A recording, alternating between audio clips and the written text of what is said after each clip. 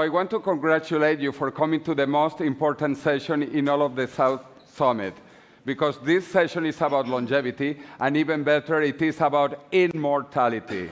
Immortality. So all of you who are here are guaranteed to be immortal if you stay until the end. So we have three incredible people that have arrived from three different parts of the world. And so I want to ask each one of them to introduce themselves and their companies, because they have three incredible companies that you have to check. First, Bruno, Anybiome.ai, important AI, artificial intelligence. Then Mike will be talking about his company, which is humanity.health. And then Liz Parrish and her company, bioviva-science.com. Three incredible companies from different parts of the world. And so let's begin each one introducing a couple of minutes. Bruno. Okay. Thank you, dear professor. It's really my honor to be here with you. And we are Anybiome, and we are redefining health. Our approach to longevity is a bit different. It's not about living longer, but it's about changing the biochemistry that we have now. So we are more inspired, we are more creative, we are more healthy, we are more vital. And then a longer life is only a consequence. We do it by combining cutting-edge AI technology, but also the oldest biotechnology in the world, and that is fermentation, that is with us already for tens of millions of years. And we combine it with help of machine learning in order to redesign our biology. Beautiful. So now from Bruno, who is originally from Croatia, but like all of us, he's a world citizen that happened to be born in Croatia. By the way, I happened to be born in Venezuela, but that's another story. So now let's go into the USA, but based in London. Mike, tell us about you and Humanity. Sure. Yeah, so Humanity is an app, if you have an iPhone, you can use it right now. Is an app that you can use to monitor your rate of aging, and then it guides you to slow it down. It's a navigation app for your health. I wanted to be an astronaut. Haven't gone there yet, but we can all buy our tickets one of these days, right? And did aerospace in school, but then was obsessed with the other side of the space program, which was Russia. Went over there, met a guy, and we ended up creating what became the largest dating site in the world at the time, called Badoo. Got quite large here in Spain, although the younger people in the crowd probably don't know it anymore. But for better or for worse, started the whole Tinder-esque thing. So you either hate me or love me. But had a family member find out quite late stage about cancer, right around the time I was leaving Badoo, stage 4, and that kind of threw me for a loop. You feel all powerful, and you can't do anything to help this person next to you. And I'm sure there's people in the audience have experienced that. So I started really hunting down, how we can actually, be less helpless. And one of the things I finally came across, and coming across great people like Liz and Jose, was basically that you could measure something better than early detection of disease. You could actually measure the whole body moving towards disease. People call it biological age. And so we built Humanity to allow you to do that and actually start doing something today about it. Fantastic, Mike. And now let's move to the west coast of the USA. And Liz, you look beautiful, even though you have a lot of jet lag. But tell us about you and about BioViva. Sure. So my company is BioViva, and we're committed to extending your healthy lifespan and your lifespan through gene therapy. So our gene candidates are human genes that are associated with longer and healthier lifespans in model organisms. My journey started very similar to my neighbor Mike here, with a diagnosis in the family. My son was diagnosed with type 1 diabetes. And I had already spent 2 years in the regenerative medicine space, and I didn't understand why the technology wasn't translating faster to humans. So I went looking for cures for kids, and I found the aging research space. Every gene that my company chooses as a research candidate is a gene that will also help cure a childhood disease. And we can not only help these kids live longer, but then not just live for a couple more decades before they start dying of the diseases of aging. So I think aging is a disease. I've treated my own disease with gene therapy, and I will continue to do so. Beautiful. You said something very important, that aging can be considered a disease. So quickly, what do you think? Yes or no? Yes, 100%. Mike? Yes, but I'm very pragmatic, so maybe it's better if it's not. But whatever gets us there faster. Fantastic. Let's ask the public. Who believes that aging is a disease but curable? Beautiful. And who believes it is not a disease? Okay, not too many. So anyway, we will convince you by the end of the day. Let's talk about the incredible advancement happening right now in longevity science. So what are the 2 or 3 most interesting things that you see happening in the future in the next 5 to 10 years? 2 or 3 things, Bruno. Yeah, what I see, it's a unique time now that we have actually intersection of quantum computing, AI, and longevity as industries. Those are all new disrupting industries that can exponentially change humanity. And when they merge together, they can be the biggest opportunity for humanity altogether. Humanity, pun intended. So what I'm really looking forward is that actually we start going deep into consciousness to understand who we are, not just how we feel and just continue with this way because it's not sustainable. What we need to do is go on level of microbes. We need to think about the soil, about the microbes within us, and we need to co-create with our gut feeling, with microbes, with the help of AI, to understand it better. So only with AI we can understand the microbes within our body. And I think it will change us as humanity. I call it Homo infinitus, and I hope that we will evolve, and then that we will live in the world of abundance as we could. Beautiful. And you, Mike, what do you think? Yeah, I mean, the thing that we focus on a lot, because as we started to on this journey of coming up with the idea for humanity and just understanding what was possible, all the amazing scientists that we found along the way were basically, they were spending 90% of their time trying to collect data. So every big name that you can find in the longevity space or really in the science space, they were just spending all their time and money collecting the data, and then only 10% of their time actually, having the big breakthrough that actually would, save our lives. And so one of the biggest things I can see happening, because everybody now, everybody in the audience understands how powerful AI is now. You have an hour with ChatGPT, you understand, give it data, it will do magical things. And so what we need to do now is actually just open up more of that data. And we actually have technology now that allows us to keep the data private. So today we do a lot of non-private stuff with data, even in the healthcare system. You anonymize it, you send it off somewhere. Actually keep all that data private. But we have technology now where you can actually learn from that data. You can train models on it and do federated learning. You can create synthetic data. That's one of the things we're looking at. And so if we can feed the AI more data, which we now have the ability to keep the data private and feed it to the AI, we will figure out everything, right? And so then it's a question of distribution. That's what, people that just make apps. It seems like we have no place in this whole ecosystem, but we know how to get millions of people to use an app and keep using it. That's why we joined. And so once we know exactly what's going to make every single one of you guys healthy and live longer, then we just need to get it out to you, right? And so I think that's what we're going to see over the next 5 years is first, we're going to know everything because we're feeding the data into the AI. And the second thing is we're actually going to start getting it out to everybody. And this doesn't come with a $100,000 cost. This comes with, you can use humanity for free kind of cost, right? So.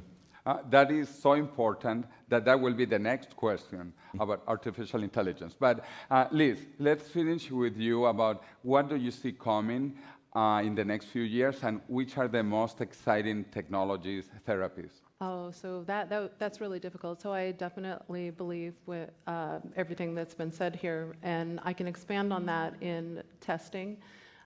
Testing is growing exponentially, and so are the hallmarks of aging through that testing. One thing to be really excited about outside of sort of this discussion, but what's coming is many of the universities all around the world now are opening up a longevity or aging associated research centers. And that means more exponential growth along with the AI.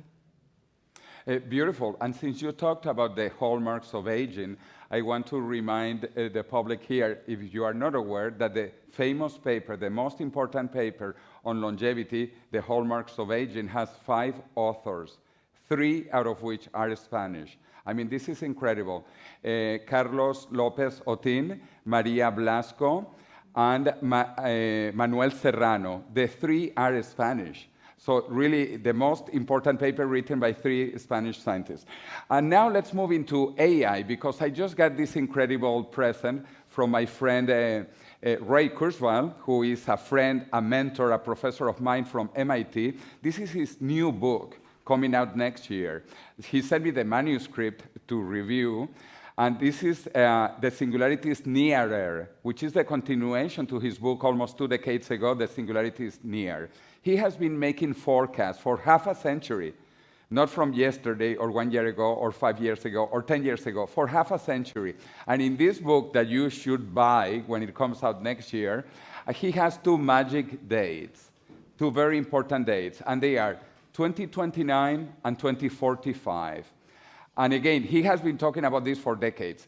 And in 2029, he says that we will reach longevity escape velocity, sometimes called the Methuselarity, the singularity of Methuselah. And also, we will pass the Alan Turing test in 2029 to 2030. And then in 2045, we will reach the singularity and also immortality through biological rejuvenation. So it doesn't matter how old we are by 2045, because we will have rejuvenation technologies. So my question to all of you, and this book will come out next year. If you have some good comments, I will put them in the book. I'll say, Ray, you know, Mike said that, and Liz said that, and Bruno said that. This is important stuff. So what do you think about those 2 dates, 2029 and 2045? So Ray was a huge inspiration for all of us, I think. He was my first contact with the longevity field and longevity economy that we are in now. And he is a huge role model, but also I think that it will be more in biology. What he's talking about 2029, I think, are nanobots that will heal us from within. I think that we can achieve it with microbes, that we already have natural nanobots, that we just need to understand them, and with help of AI, use them in precision medicine, and that's what we are trying to do. I'm not sure about longevity escape velocity so soon because of regulation. Maybe technology-wise, yes, but regulation, it will take maybe a couple of years more, not too much. 2045, it seems quite near for such a statement. I believe that we will be able to do a lot of things, but that it will happen exponentially, that somehow we will be able to merge technology and biology, and that we will go towards singularity. Would we have like hive mind completely?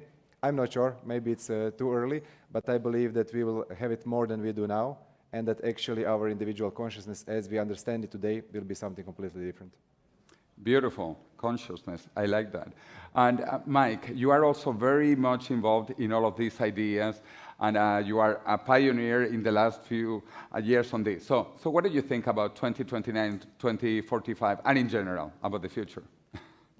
I mean, whenever I'm given any data or dates, I have like 20 questions on you know, to get to the bottom. But generally, yes, I think it is that soon. I think the biggest thing. So we were all for a little while in this pop-up city, and one of the conversations that we were having there was about jurisdictions and how can we get regulation to allow for these, you know, drugs and therapies to come out quicker.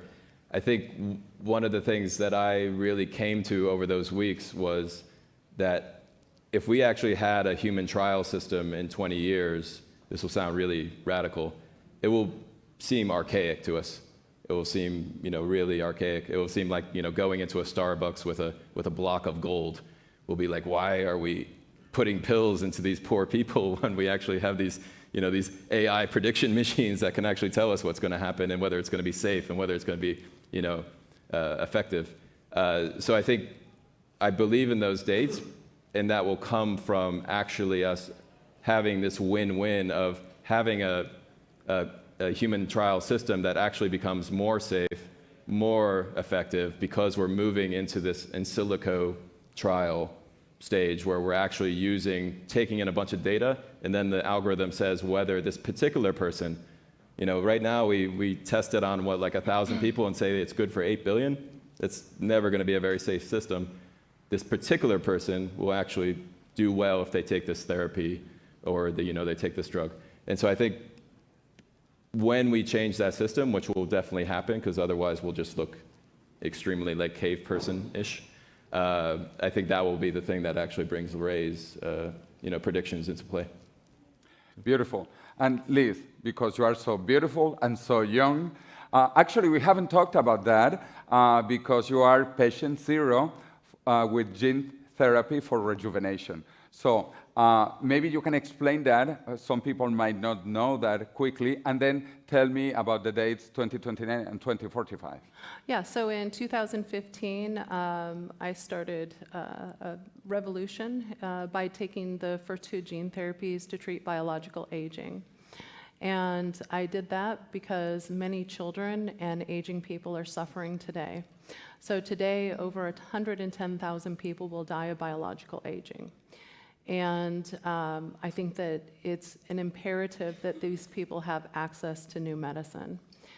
So by 2029, I believe that we will have several drugs in the regulatory system to treat biological aging. They'll all have to be titled as the regulatory system would approve of them. That means for aging-specific diseases and symptoms. But they will, in fact, treat aging on a myriad of levels for everyone. By 2045, those gene therapies will be used as immunizations to keep people from getting biological aging effects. So I think that by 2045, we will have exponential growth and amazing things will be happening. By 2029, though, we will have plenty of human evidence of the gene therapies already that are not even in regulation today, because thanks to medical tourism and investigator-led studies, these technologies are already available in different places of the world. So you're going to see a whole genetic revolution. I am a GMO, and I hope that you join me long before 2045. Wow, fantastic. And I am taking all these comments and sending them to Ray Kurzweil. So we will improve his book. Talking about books, you have to get it. The Singularity is Nearer when it comes out next year. But I want to recommend 2 other books. One that we presented this morning here at the South Summit by the Millennium Project, which is 2050 Work and Technology Scenarios. In this book, published by the Millennium Project, that you can download from the website of the Millennium Project, we have 3 scenarios about the future. In one of those scenarios, we already have biological immortality for everybody. So I recommend this. And also, of course, my book. I don't know if you have seen my tie, but you can see my book. My book actually is coming out in 2 weeks in English. I'm really excited. The Death of Death, and in Chinese. So I think this is a fantastic book. We are donating the royalties of the book for scientific research. So that is one more reason to get the book, so that you don't die. All the money goes into research. Talking about these ideas and about books, what do you think are the most incredible things happening in experiments? Because I quote what David Sinclair is doing. David Sinclair is rejuvenating eyes in mice, in monkeys. So in terms of experiments and human clinical trials. Yeah, I was just with Jerry, David's partner, in San Francisco a couple of days ago, so I heard what they are doing, and it's going much more than mouses and flies, so it's really growing exponentially. I think that a huge thing is area of psychedelics. Now Stanford is doing, Hopkins is doing a lot of studies, and there was a saying in old Greece, when you go to Eleusis, it was psychedelic city, where all of them were going. You're going to die before you die in order to achieve immortality. So I think that we all need to see what mortality is, and that's the reason we are preparing a study with Harvard and Buck Institute regarding with psychedelics and their effect on longevity. So I'm really excited about the whole field that was for decades forbidden. Yeah, this is incredible. 20 years ago, there was maybe one news about longevity every month. Now it is every day. It is hard to follow all of this moving so fast. And you, Mike, because you also travel so much, you know so much, you go to all these conferences, what do you see coming into human clinical trials? So I'll probably, maybe kind of your original question, and I'll say 3 things. One of them a plug for humanity, one a plug for what Liz said, and one kind of one of our science advisors. So, I mean, the first is that I think the starting point always needs to be testing. So the more people we have on Earth that actually have tested their biological age and collected more data on themselves, that's the starting point. And then you do stuff, and then you see if your biological age goes down. That circle needs to be wider, and needs to have more millions of people doing it. So humanity allows you to do that today, so that's one thing. The next thing was what Liz touched on, is we're starting to get actual, because different jurisdictions have allowed for doing gene therapies, we're starting to get actual human data. So we can stop having these philosophical conversations and actually start looking at data, which I think anytime you go into a philosophical direction in one of these like policy debates, you should go back to the data and let's just actually use the data to decide whether, we want it to be safe, we want it to be effective. If it accomplishes that, then we should stop being like new technology, scary kind of conversations. The third one is, I think it's great that, so one of our science advisors is Kristen Fortenay, and so she has a drug going into phase 2, which is for sarcopenia, but basically it's to keep, as we get older, our muscles start to atrophy, and so a lot of us, unfortunately, have seen this with our grandparents and our parents. Your muscles start to atrophy, you stop moving as much, you have a fall, you break something, you stop moving altogether. It's this downward spiral that happens, unfortunately. And so her drug is actually getting closer and closer to being distributed out, is, I think, will kind of open people's eyes to, oh, that thing we've been living with, we could just wipe it out with a drug kind of idea. So I'm excited for that. Beautiful. And then I know, Liz Parrish, you are also doing some human clinical trials with Alzheimer's patients. Tell us about that, because that is one of the most horrible diseases. Right, so we worked with an investigator-led study that happened outside of the US. We're a US company, so we cannot treat people before you reach out. But we can work with companies that do, and we assessed the data of 5 patients who had fully paid for gene therapies. And we saw increase in cognitive ability, and we saw benefits to their immune senescent cells. So that's really encouraging. So we're inheriting that study, and we're taking it to the US FDA to see if we can get it into clinical trials in the US. So we're excited about that. This is fantastic. These human clinical trials are moving, but we have a lot of regulation also against some of these things happening. Let me open this to the public and also begin. Who would like to live to 100 years? Young. 100 years, young. Not 100 years old. Or more. No, let's go step by step. Okay. Now, 200 years. Why not? Okay, and then 200,000 years.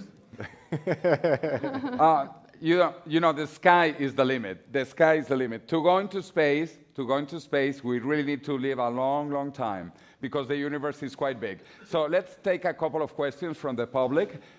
Please, if you raise your hand, we will have someone take the microphone to you. So raise a hand. You can do the live long and prosper symbol. Or we don't see from here because the lights are blinding us. But if there are no questions, then I will ask you a question. Do you think it's good to be alive, or it is good sometimes to be dead? So just first, regarding the space, Odysseus, we know that it's actually accelerating aging, and that's a huge problem. So in order to become a multiplanetary civilization, we actually need to tackle longevity and aging. So it's a prerequisite for us to go beyond Earth. So it's, that is also emerging era where NASA is doing a lot of research today. But I think it's beautiful to be alive, especially when we feel vital. So not just being alive, being here in order to be here, but actually to be full of energy, be inspired, be creative, have the ability to inspire other people around us and awake that spark in the eyes and fire in the belly. And that is what is beautiful. And that is aliveness, because you can already be dead before you die. And that is the state of your mind and your gut. Yeah, I totally agree. Being alive is like being in love. You have to tell your love partners, I love you so much more than yesterday, but less than tomorrow. So life has to be the same, like love, increasing. So how about you? Do you think it is good to be dead at any time? Can I answer a different question? Yes, please. Yeah, I think it's great to be alive. And I can say this because I joined the space, I would say, after Liz and some other, and Jose and a few other people. The cool thing I've seen over the last few years is So there used to be very much like longevity and health, right? And my prediction, another prediction is I think in 10 years, we're not going to talk about longevity. We're just going to talk about health. But what's happened is longevity and all the frameworks, so like the chronic inflammation, chronic inflammation leads to mutations, which leads to possibly cancer, or leads to non-functional parts of the body. That is actually starting to basically be the framework for health. And so you'll see that with all the greats, pharma companies and everybody, like everybody's talking about chronic inflammation. They're talking about these different things. And so what we're going to see over the next few years is this: we can actually stop disease before it happens. We can actually, live much longer, healthy. We can be a healthy 100 years old. And we will be talking about that as health. And so I'm excited to see every single year, actually, the word longevity decrease a little bit, as we're just like, yeah, of course we're going to be healthy forever. Like, why was there ever a time where we didn't think that way? So Yes, that's a great answer. And Liz, also, quickly. Oh, of course, it's great to be alive. And I just wanted to clarify a couple things, because somebody here didn't think aging was a disease, and I can understand why. So there is chronological aging, which is every year that you live, and we want you to get every year older. And then there's biological aging, which is cellular degeneration over time. So when we talk about aging as a disease, we're talking about biological aging. And like everyone said here, there are a lot of technologies and testing markers to now look and treat different parts of aging. So when you leave here and you start reading articles, I think that the most important thing is that you don't go into one camp. You don't just think senescent cell clearing is going to cure all of aging, or reprogramming, cellular reprogramming. We can take cells from an 80-year-old and make them embryonic, the same person. Or thinking that just telomeres are the way to cure aging. It's going to take all of these technologies, so please support all of the companies that are doing the work. This is not team sports. This is not Barcelona versus Madrid. This literally is your life. So that's the last thing I wanted to say. Okay, I actually want, just to close up, a final thought from everybody. I will begin. There is never a good time to die, and especially not now that we are so close to immortality. We are between the last mortal generation and the first immortal generation. And I think you know where you have to be. Your final thought, Bruno. I believe that biological transhumanism is what AI is going to help us with, and that actually AI is going to make us more humane. Beautiful. Mike. every time you want to be healthier, measure yourself first, and then try the stuff that interests you, that you think is going to work, and then measure yourself again. Because only when we start all getting into that cycle are we actually going to head in a healthier direction. So. And Liz, we close with you. Science has already helped you live longer and healthier. We've extended the lifespan of the general population of almost every country, actually every country now on the planet. So I hope that you embrace the new technologies that will help you live longer and better. Live long and prosper, my friends. Thank you.